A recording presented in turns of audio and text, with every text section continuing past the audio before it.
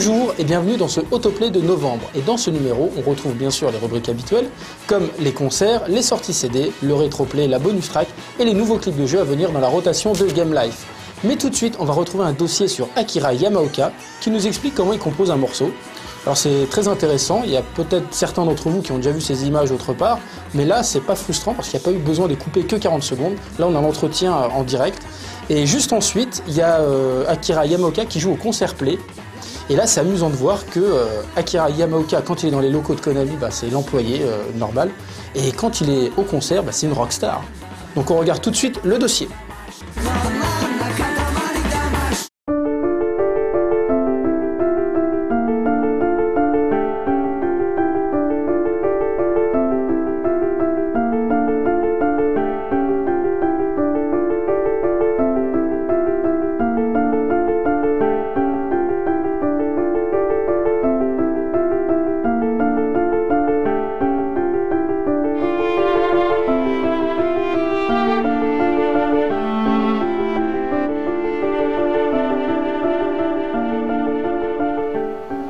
この間まではこういうシンセサイザーとかなんかね、スタジオっていうと音楽作る人っていうとバーッとこうなんかラックがあってなんか宇宙船のようなこう並んでピッピッピッピッってなんかいっぱいこうやって機材があって、今はもうこんなモニターと1個パソコンができちゃう。でサイレントも全部あんなこんなコックピットのようなとこは全然使ってないですよ。もうこれだけ、ここでこういうふうにね、これ今これレコーディングっつって録音するんですけど、音を録音するんじゃなくてミディっていう信号を録音するんです。でこう例えば鍵盤をこうやってやると、今ねドレミファソラシドって言ったんだけど、おなんと不思議、おーみたいな出た。ここに音符として要はこれを重ねて音楽を作っていくと。こう今鳴ってるんですけどね、音がこうやって音が鳴ってるんですよ。でこれを今ここだけね繰り返すと繰り返す。あ、こんなリズムいいなみたいな。押したらですね、次サイレントっぽいね音をね選ぶんですよ。こう違う音がで、さっきこのリズムの音がこうあったんですけど、こう鳴らしますね。これ今繰り返しをしてるんですよ。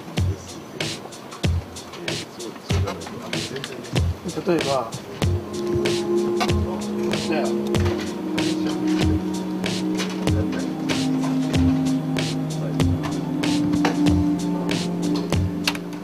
でこう今こう合わせて今ここで弾いたやつがここに録音されてるんですけど、すると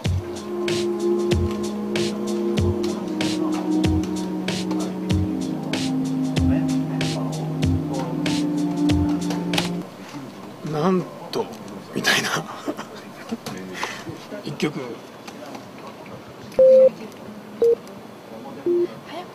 早くて1時間ぐらい、遅くて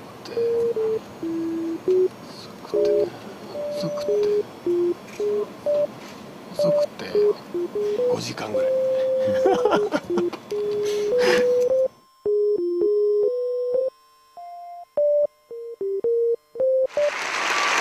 So please join me, a big round of applause for Akira Yamaoka.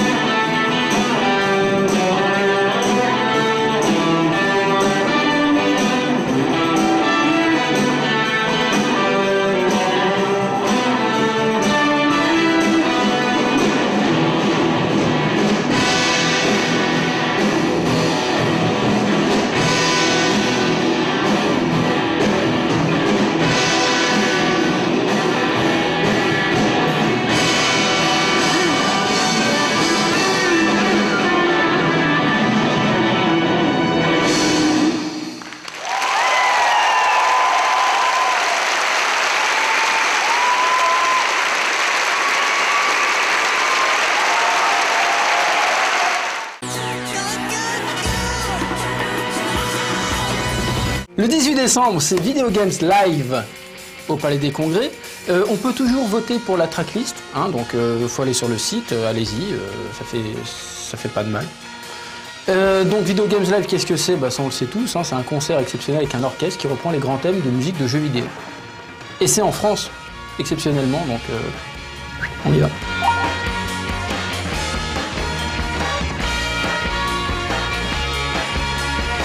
Au Tokyo Game Show, il y avait un concert surprise organisé par Square Enix sur Final Fantasy XIII. Il s'appelait Final Fantasy XIII Live Première et c'était interprété par Amauzu Masashi. Et en fait, c'était un concert très intimiste puisqu'il n'y a que 50 personnes qui ont pu y assister. Tout simplement parce qu'il fallait faire partie d'un tirage au sort et tout ça. Et bah, c'est ce qui plaît aux gens.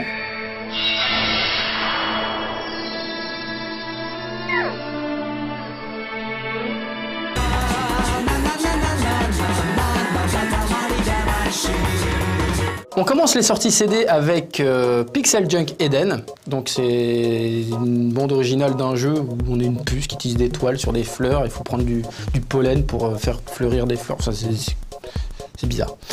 Et donc celui qui a fait les musiques, il s'appelle Bayonne et il aime bien le jambon. Et il est donc, il est donc compositeur, hein, et pas seulement, il est aussi graphiste. Il a fait pas mal de choses dessus pour Q Games. Et en fait, c'est le jeu qui est quand même à tendance électro-minimaliste, super tendance hype, Uber, machin, et qui en fait, si vous faites un défilé de mode chez vous, bah, fausse disque.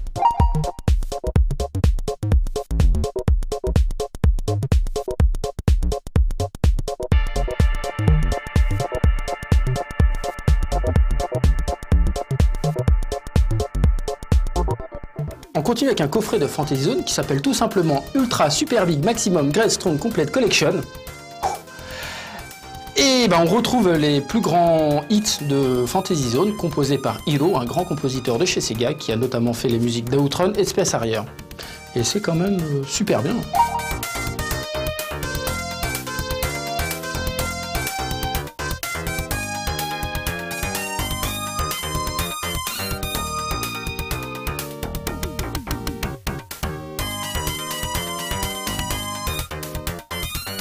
Bien évidemment, on va retrouver aussi le CD de Rockman 9, qui a quand même pas mal défrayé la chronique avec ses graphismes 8 bits et tout ça, et donc la musique est aussi très inspirée 8 bits. C'est le groupe III de Inti Creates qui s'est occupé de la musique, et on retrouve beaucoup de réminiscences de Mega Man 2 notamment, qui étaient quand même les meilleures musiques de Mega Man.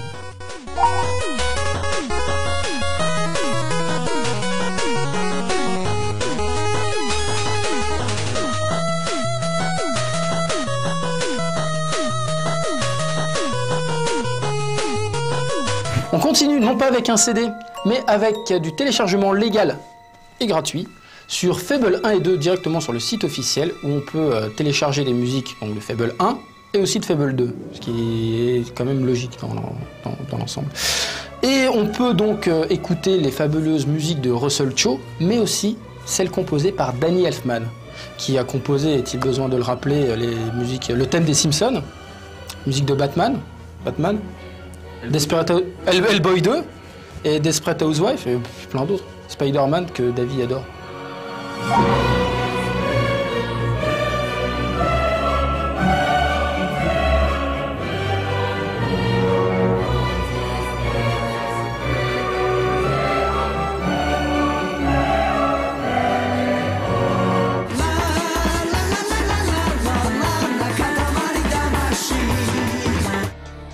Le premier tie-up de cette émission concerne Sigma Harmonix, un jeu sur DS de Square Enix qui mêle RPG et résolution d'enquête. L'héroïne du jeu, Tsukiyumi Nehon, est doublée par, attention, tous les otaku vont être en émoi, Hirano Aya, la voix de Suzumiya Harui. Et quelle chance pour eux puisqu'elle interprète aussi le générique de fin du jeu, Harmonia Vita. On retrouve ce titre dans l'OST du jeu, mais aussi dans son dernier album, Riot Girl.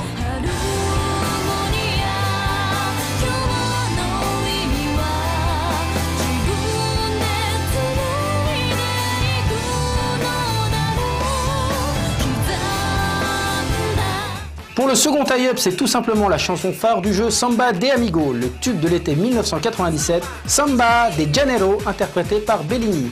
Ah, les souvenirs de camping et de colonies de vacances. Et ce qui est cool, c'est qu'on va retrouver l'intro dans la rotation.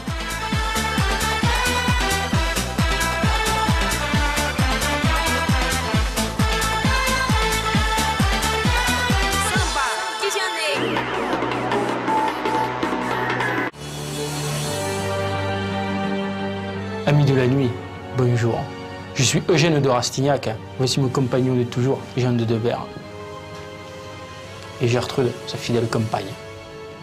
Tous les deux, nous avons cofondé le site communautaire gothique goth2b.com, goth2bo.com, où on référence les meilleures boîtes aux goth de toute la France.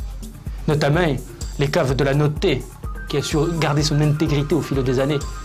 Pas comme ce Shadok, c'est devenu un truc de tectonique là, avec tous les gens habillés en rose. C'est quoi, pourquoi ils s'habillent en rose les gens? La vie elle est triste après tout. On vit pour mourir. On est pour mourir. Nous ne sommes que poussière dans cet destin céleste. Enfin bon, on n'est pas là pour ça. On est venu vous parler de l'OST officiel de Castlevania Symphony of the Night. Je connais bien Castlevania Symphony of the Night. Hein? En fait, dans le jeu, on incarne Alucard le vampire. Alucard le vampire, c'est le fils de Dracula. Enfin bon, c'est pas le problème. En fait, la musique, elle a été composée par... par Michiru Yamane, comme tout le monde le sait. Et dedans, on peut trouver des sublimes musiques d'église, des sublimes musiques de château. Et il y a même le clavecin. Le clavecin, plus personne n'utilise cet instrument, qui pourtant... Personne ne l'utilise. En tout cas, le mieux, c'est de le découvrir et d'aller sur le site goth2b.com, goth2bo.com.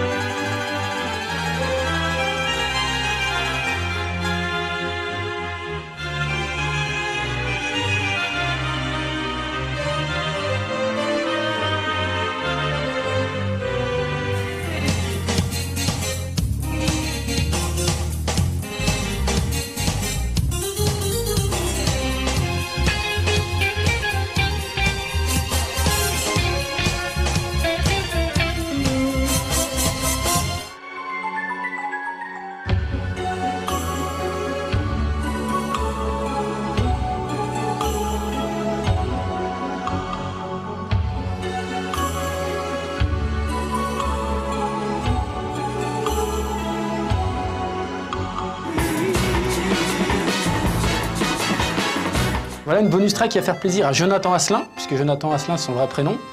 Bah viens, tiens. C'est Jonathan Asselin, c'est lui. Vous l'avez déjà vu, il avait un super t-shirt avec un ours. En fait, c'est donc la bande originale de Donkey Kong Country qui était vendue avec Donkey Kong Land. Et bah, il donnait donc la bande originale et tout le monde se souvient des super musiques de Donkey Kong Country. Et là on les avait en qualité CD, et on pouvait les écouter, parce qu'avant il n'y avait pas internet, donc les rips de musique ça n'existait même pas quoi. Donc si on voulait avoir une musique de jeu, il fallait avoir le CD. Et bah il n'y en avait pas partout, et bah là il l'avait fait.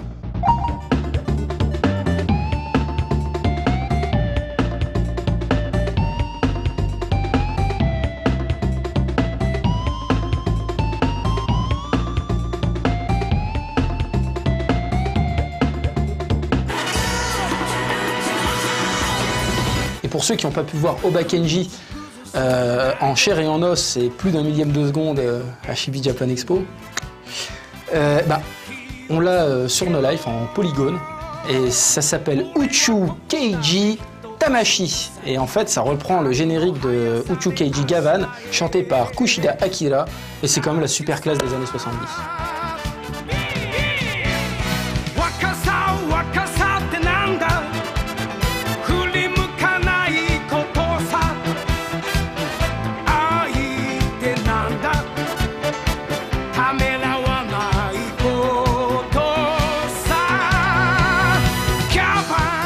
Le deuxième clip qui rentre dans la rotation de Game Life est un clip envoyé par un membre du forum. Il s'agit de Crackrayol, encore une fois. C'est un clip sur Tomb Raider Anniversary qui est composé par Trolls Follman, un compositeur de bande-annonce. Parce que oui, quand il y a des musiques dans les bandes-annonces, eh ben, il y a des compositeurs qui les ont fait.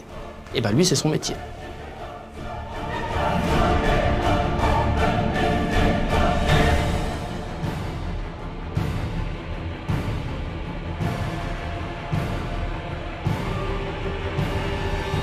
Voilà, ce numéro de novembre de Autoplay est terminé.